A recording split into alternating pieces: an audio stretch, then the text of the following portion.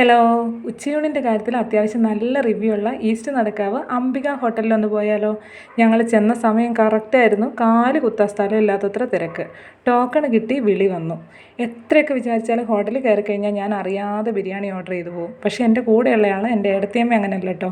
മുൻപിൽ എന്ത് കൊണ്ടുവന്ന് നിർത്തിയാലും ആശാത്തിക്ക് ചോറ് വിട്ടിട്ട് കളിയില്ല. അങ്ങനെ ഞങ്ങൾ 2 ഊണ് ഓർഡർ ചെയ്തേ.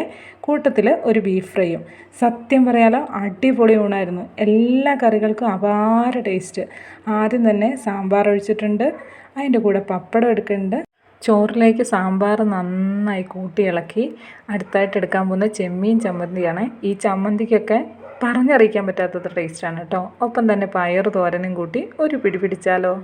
ഇനി അടുത്തതായിട്ട് കൊണ്ടാട്ടം മുളകാണ്. ആ മുളക് ഈ പരിപ്പ് കറിയുടെ കൂടെ നല്ല കോമ്പിനേഷനാണ് കേട്ടോ.